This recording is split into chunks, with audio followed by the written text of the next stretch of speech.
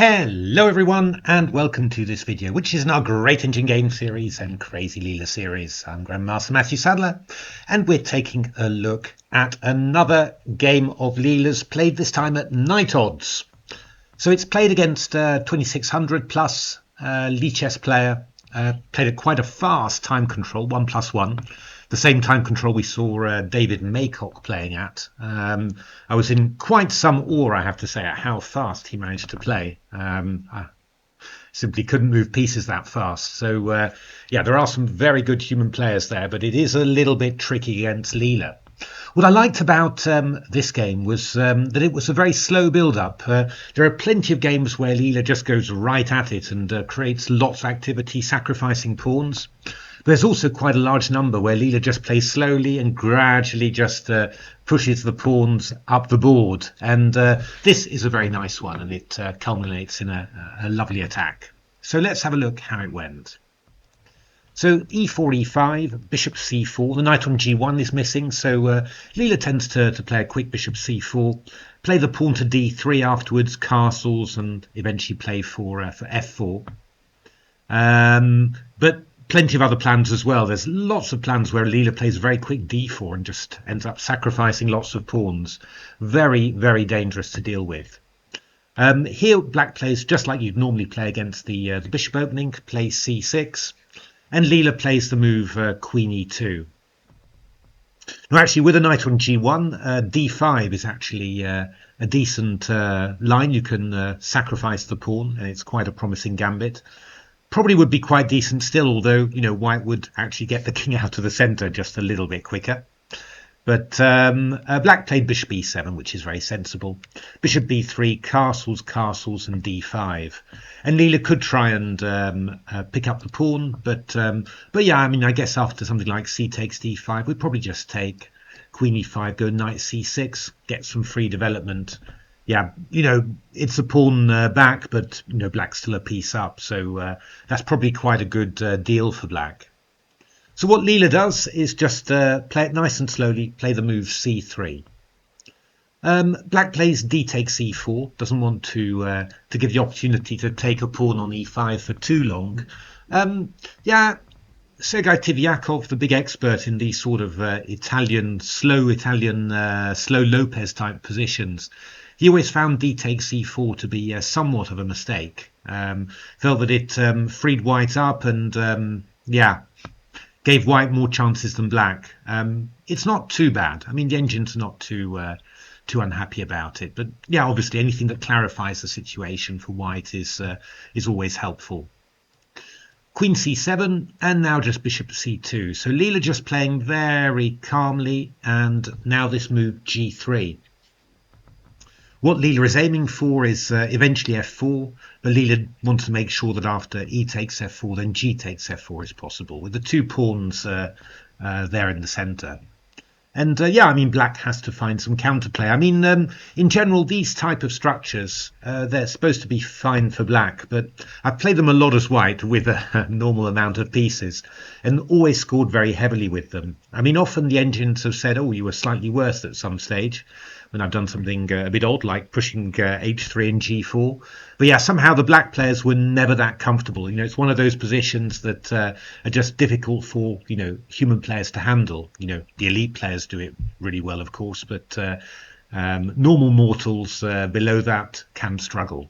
So not a bad opening to choose for a leader. Knight d7, knight d2, b5, and king g2 from Leela. I like that very much. It's what Shashin called elevating your position. You know, just moving your position up the board, and putting the king off the first rank to the second rank is part of that. Just stops anything with bishop h3 happening, and you know, you're preparing f4 now. So knight b6 from black. Yeah, and now f4 from Leela. Knight c5 feels just a little bit more natural in a way, you know, attacking the e4 pawn and yeah, preparing some sort of attack down here, maybe attacking the d3 square as well.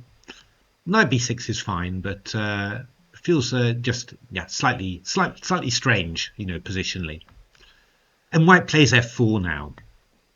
So yeah, my natural reaction in these positions, it's a little bit risky all the time. It's to take on f4. I don't like giving white, the ability to close the wing and then just push the pawns. I'd rather be fighting with tactics and all of that. And actually, the engines want it too.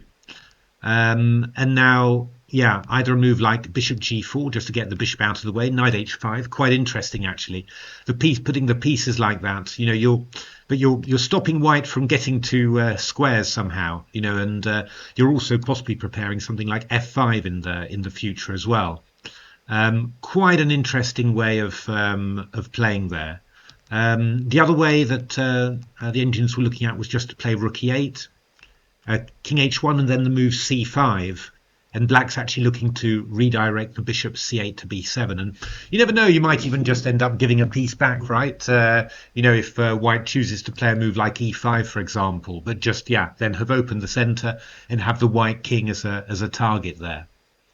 I felt that was better. The engine's, still saying that black's, got a huge advantage after the move rook d8 that black played. But yeah, e takes f4 appeals to me a little bit more. But obviously, yeah, it's upping the danger, of course, the short-term danger when you're playing against Leela. So b3 played by Leela. Leela just leaving all the options open, stopping black from playing anything like knight c4 or bishop c4 to exchange off pieces, and preparing to play f5, and then the pawns will start to roll. Again, e takes f4. The engine's quite keen on that. Black played a5, and now Leela plays f5.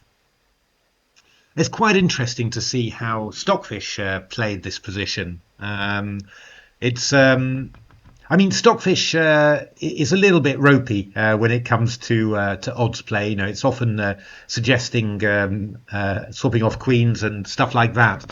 But in terms of reacting to odds play, Stockfish is quite interesting somehow. It's for example, Stockfish was saying here after bishop d7 g4, wanted to play the move knight bd5, which is quite something. But it's all based on tactics, of course, but threatening something like knight f4, also knight c3. And if e takes d5, then c takes d5, and you can't actually defend this pawn. And once you play queen takes c3, you're hitting the bishop on c2 and the rook on a1.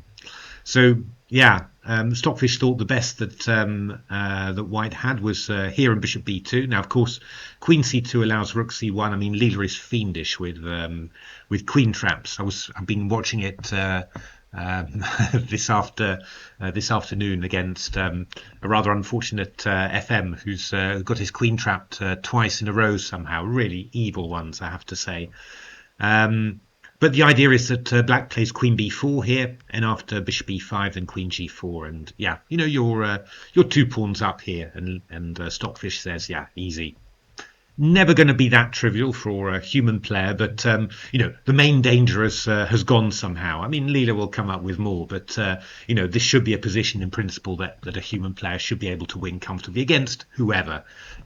It's just obviously the stress of doing it in a rapid game is makes it harder. But in principle, there should be no chances at all there.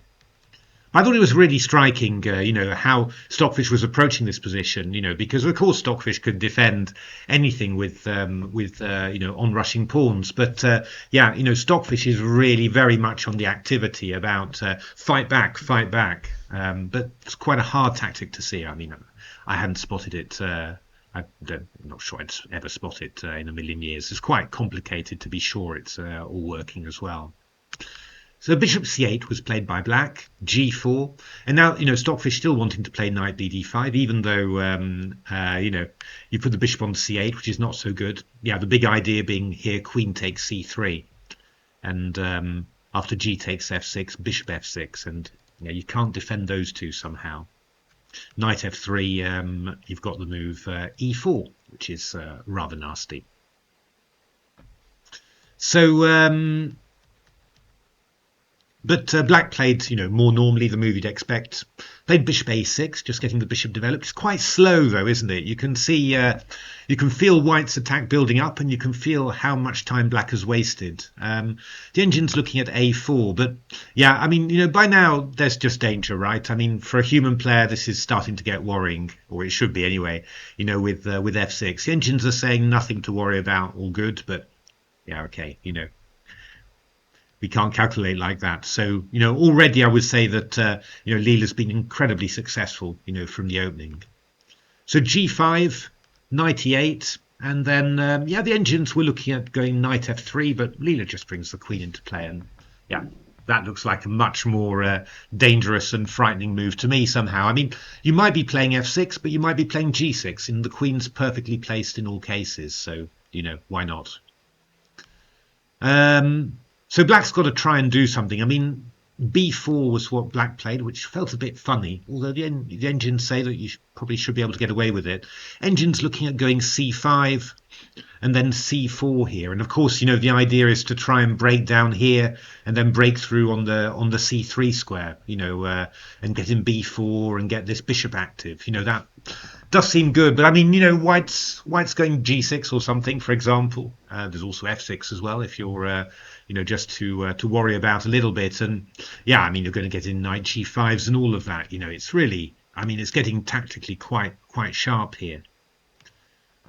Black played b4 and then c4, and yeah, I didn't like the look of that at all. The engines say that black's still better here, but yeah, it seems really, yeah, it just doesn't seem right really, to have played the bishop to e6 and then play it back to c8 to a6, only to let it get blocked by a pawn chain.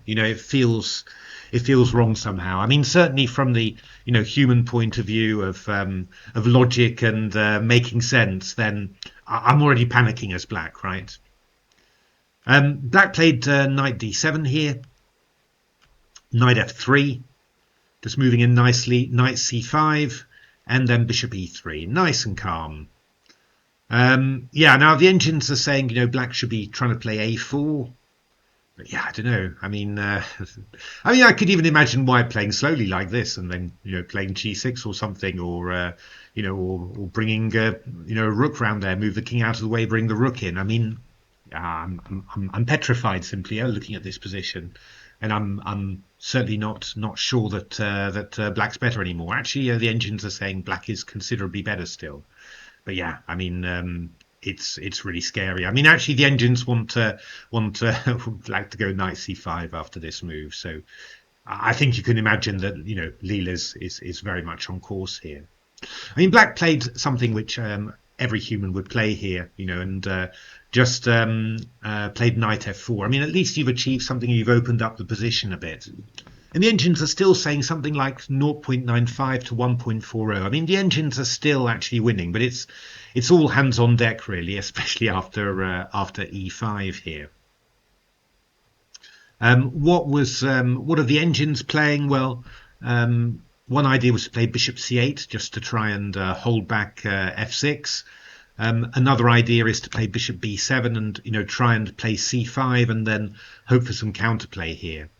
But yeah, bishop b7, that was torch, but after f6, actually the engines just wanted to give back the material, when yeah, black's fine, but yeah, it's not great, by any means. White's going to play bishop e4 to deal with it and got a slight space advantage. Bishop c8 was working better, e6 f6, but to calculate that this is actually going to work is pretty out there, and to be honest, the lines that were happening, starting with queen h5, are not reassuring me. So very, very tough position here. I mean, rook d1 played, rook d1, rook d8, and now the engines actually thought that f6 was pretty much equal now, with a cunning idea of rook d1, f takes e7.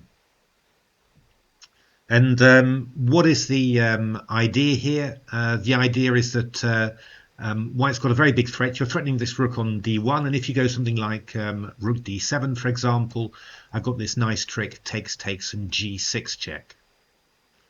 And yeah, if you go king g8, I go queen h3, threatening queen h7 check, and if takes, then I've got a draw by perpetual. I don't know whether Leela avoided this because of the it's a draw and wants to go for it. Leela did actually miss a win involving bishop h7 a little bit later, so I do wonder whether this idea of leaving the rook hanging and going bishop h7 and g6 in that position, whether it had escaped Leela or Leela was just keeping the tension. We've seen, lots of examples where Leela has avoided a clear draw just to keep the position going. It's avoiding a lot of repetitions I'm seeing all the time. So might well be, but certainly after this move, the engines are saying minus 2.58 again. But again, it's playing bishop c8, f6, and trying to survive this. H4, bishop f8. I mean, yeah. I don't fancy it. Rather you than me, simply. So black played the move c5, which is quite natural, but now it's white's time to strike with f6. And here black, really needed to give back some material with bishop b7, and just try and tempt white to take on, even just, take on f4, take on e7, go bishop e4, and then, white's just got a slight space advantage. The engines were tending to think that with the tactical chances that you get, that this might actually turn out to be even better for black as well. But black played bishop f8, and now actually there's a few wins here. Leela played e6, which is winning, but even better was the quite amazing bishop h7 check. If king g8, we go g6, and of course the idea is takes, I go knight g5 check. And if king g8, I go queen e6 check and queen h3 check. Very nice. And this is the win. And the gorgeous little one is that if you go king g8, can you imagine what white does? Yeah, he goes e6 here, which is one of the most, one of the nicest things I've seen today, and I've seen some pretty good things. So that was pretty nice. Yeah, whatever you do, I'm just going f7, taking on f7 with something. Leela did it the other way around. Play the move e6 first. Black should have allowed white to carry on with e7, but okay, it was still very nasty. Played f takes e6, and now bishop h7 is completely winning. Leela didn't miss that. After king h7, g6 played, king g8, queen e6, king h8, queen check, king g8, and queen h7, checkmate. Yeah, really like that game. Obviously very tough for the black player playing 1+1. I do think that's really very ambitious against Leela. But what I liked very much about the game was just the slow build up. Just not taking any pawn on e5, just hiding behind the structure and just gradually creeping forward. And it just turned out to be really difficult for black to deal with. And what I really liked actually was this line of stockfishes. Just how is stockfish trying to react to these sort of attacks? Just looking for anything to do with activity, giving material back, not afraid to do that at all. But of course, just around this stage, this is a tremendously complicated thing somehow. But the spirit is right, somehow, and I think that's something. You probably can't do it straight away, but I think maybe if you train enough against Leela, you'll start spotting ideas like this to give back material and break the attack, and make it so much harder for Leela to develop an attack without interference. I thought this was a gorgeous defense. But yeah, just this whole attack, at some stage, when this starts happening, you just sort of say, well, I think, nobody's really going to survive against Leela once this starts happening. I just don't see it happening. Even if the engines can hold it, there's so much danger taking hold there. Yeah, you've got to do something way before that. And maybe that's also something that humans have got to learn. Understanding when there's too much danger and really trying to take decisive action much earlier. Whether that's giving back material or whatever. I'm seeing a few players here. Really who've played a lot of games. I'm talking hundreds who starting to get that feeling of let's give back material. But it's working better. But Leela is just proving so tricky at endgames and all of that. I've got a couple of wonderful examples which I'll share with you. Which simply you just sort of say, well, yeah, it can happen, right? That you do everything right, you get an endgame a couple of pawns up, and you still end up getting tricked somehow. That can happen. But I think they're giving themselves much better chances there than trying to defeat Leela in by just holding on to the material and letting Leela come onto them somehow, because it's just fearsome what's happening there, even with queen odds. So there we are. Hope you enjoyed that. I've got loads more to come. So hope you're enjoying these odds games. I think it's something quite unusual and remarkable. So that's why I'm carrying on with it. But I've got some great other material lined up. But for now, just carrying on with this. Hope you're enjoying it too. Thanks for watching.